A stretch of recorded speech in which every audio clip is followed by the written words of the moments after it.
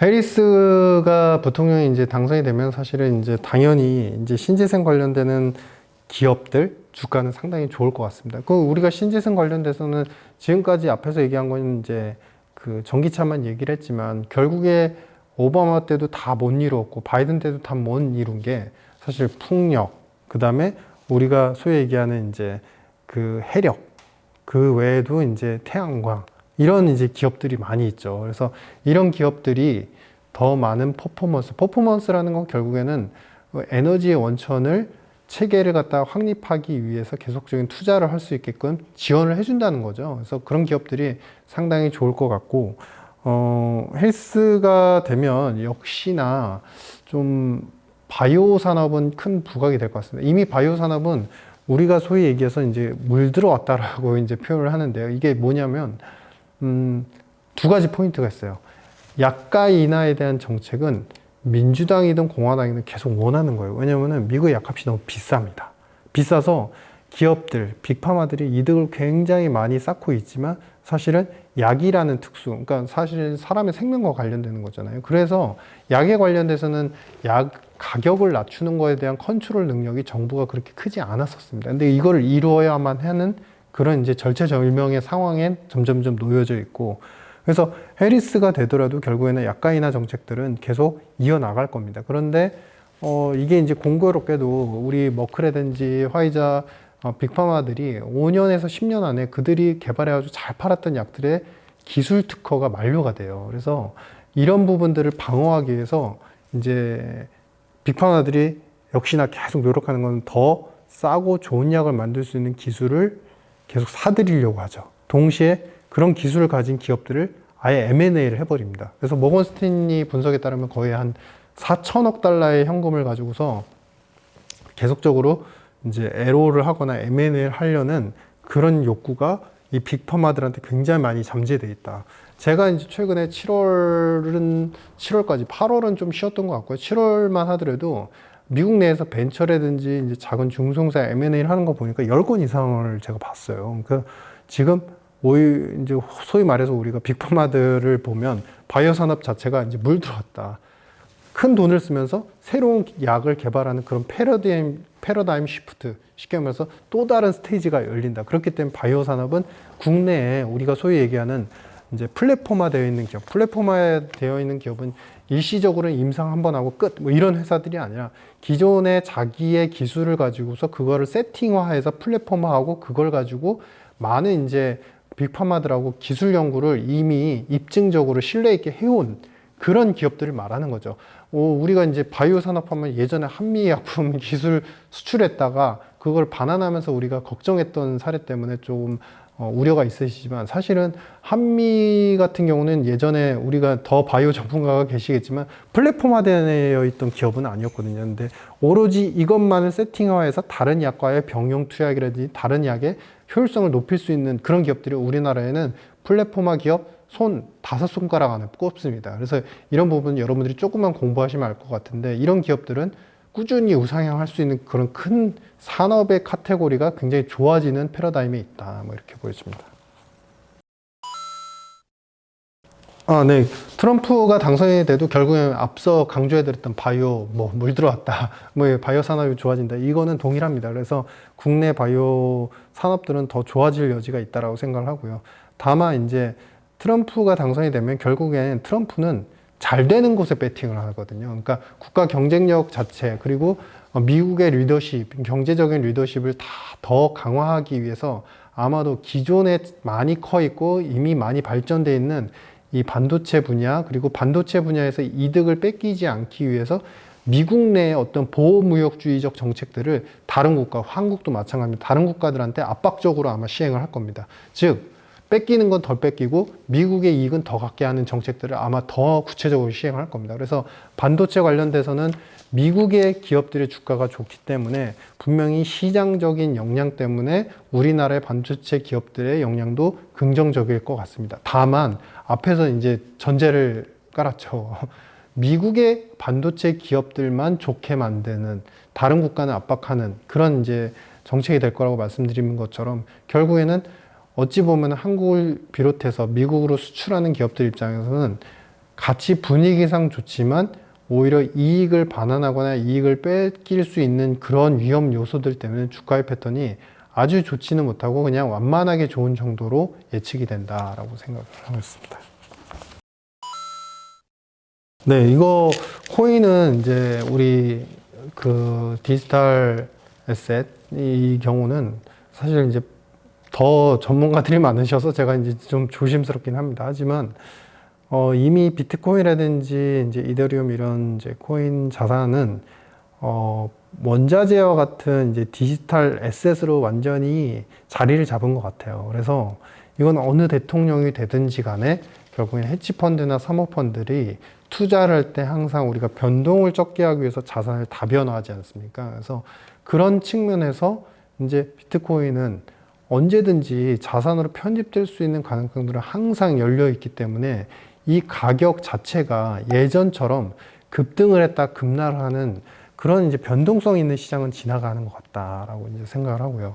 트럼프는 근데 이제 오히려 이제 약간은 신산업, 신정책 이런 거에 패션에 좀 민감하다 보니까 이제 결제 시스템에 있어서 우리가 이제 비트코인을 갖다 완전히 상용화할 수 있게끔 미국 내에서 상용화할 수 있게끔 돕겠다 이런 표현을 했죠. 그래서 이런 요소들이 어떻게 보면 비트코인의 가격의 하방 지지, 디지털 에셋 자체의 가격을 좀 상승 유발시키는 촉매제 역할을 할 수 있을 것 같습니다. 다만 이제 중요한 거는 과연 그러면은 이 디지털 에셋 이제 비트코인 자체가 폭발적으로 더 상승할 정도로 미국 내에서의 결제 시스템에 완벽하게 접목이 되거나 녹아 들어갈 것이냐. 그거에서는 전 약간 의구심이 있거든요. 왜냐면 그거는 결국에 달러 패권하고 싸우는 구조예요. 그러니까 비트코인의 결제 시스템이 더 강화될수록 달러와의 사용도나 달러에 대한 욕구, 보유 욕구들은 조금 다운그레이드가 될 수밖에 없거든요. 근데 그것을 과연 트럼프가 지금이야 대선 전이니까 그렇게 이제 패셔너블하게 이야기를 했지만 대선 후에도 그렇게 할 것이냐는 좀 미지수다. 그리고 해리스는 어찌 보면 이제 그 전에 비트코인 디지털 에셋에서 뚜렷한 정책 스탠스도 없었고 아마도 원래의 이제 검사 시절의 틀로 생각해 보면 비트코인에 대해서 부정적인 언급을 했을 가능성이 컸습니다. 하지만 최근 들어서는 이제 대선을 앞두고서 비트코인에 대해서 지지를 한다. 사용에 대해서 완벽하게 전폭적이진 않지만 본인은 어느 정도 인정을 한다라고 표현을 했죠. 그러니까 그만큼 중도적인 입장을 표출을 할 것 같고 그러면 자연적으로 맡기겠다라는 이제 시각과 특별한 규제는 안 하겠다라는 이제 시각과 맞닥뜨려지게 되죠. 그래서 오히려 비트코인이 이제 해리스가 되면 오히려 이제 민간 시장에서의 어떤 이제 JP 모건뿐만 아니라 웰스파고라든지 이런 이제 많은 이제 대형 IB들 같은 경우에도 투자의 자산으로서 계속 접목을 하려고 하니까 그 트렌드에 맞춰서 변동할 것 같다. 어떤 큰 상승이나 이제 하락 패턴은 제한이 될 것이다. 뭐 이렇게 생각하고 있습니다.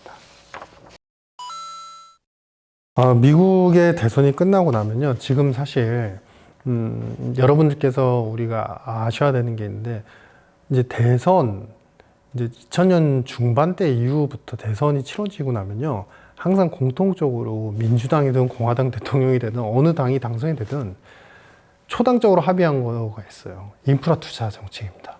그러니까 바이든 때도 사실 신재생 관련돼서는 이제 공화당 그 후반기에 들어서 케빈 메카시 의원이 굉장히 막 이거 안 돼, 이거 돼. 그리고 거의 공화당이 이제 프리덤 코커스라고 하는 초강경파가 그렇게 돈 함부로 쓰면 안 돼. 뭐 줄여 뭐 이랬는데 인프라 투자에 대해서는 그렇게 큰 불협화음이 없었어요. 왜냐하면 기본적으로 미국이 노후화된 이제 교량이라든지 건물, 건설 이런 구조물들이 너무 많거든요. 그래서 인프라 투자는 한마디로 지금 미국인들에게 그리고 정치권에서도 미국을 지키는 길 이걸로 통용이 됩니다. 그래서 결국에는 대선 직후에는 어떤 분이 되던 인프라 투자를 중심으로 해서는 재정 지출은 분명히 늘 수밖에 없고 바이든 때 신재생과 인프라 투자를 합해서 1조 6천억 달러를 이제 책정을 해서 이제 써왔으니까 사실 이 인플레 요소까지 감안하면은 제 생각에는 트럼프가 됐든 아니면은 해리스가 됐든 2조 달러는 책정을 할 것 같아요. 그래서 미국의 경제, 특히 시클리컬한 이제 경기의 요소와 관련되는 산업들은 충분히 좋아질 수 있다. 그래서 지금 최근 들어서 경기 우려가 상당히 많이 일고 있지만 실질적으로 미국 경제는 잠깐 쉬는 것뿐이고 여기서 약간의 누운 잠깐 이제 서 있던 빳빳하게 서 있던 굉장히 견고했던 미국 경제가 살짝 다운그레이드 됐지만 여기서 정책적으로 바텀업 쳐주게 되면 사실상 경제는 충분히 회복세를 강화시킬 수 있을 것이다 라고 생각을 하고 있습니다. 네. 국내는 결국에는 이제 우리가 2000년, 이것도 마찬가지 2015년부터죠. 이건 15년부터 중국을 압박하면서 여러 가지 이제 우리가 그 시리어스한, 그러니까 중요한 기술 산업과 관련되는 분야에서 중국을 겨냥해서 처음에는 정책을 세우고 관세를 매겼는데 그것 때문에 한국도 영향을 같이 받게 되죠. 예를 들면은 우리 이제 그 중국의 AI 산업이 미국의 영향을 절대 따라오지 못할 정도로 만들기 위해서 그 이유는 이제 미국 바이든 대통령이 얘기를 했었죠.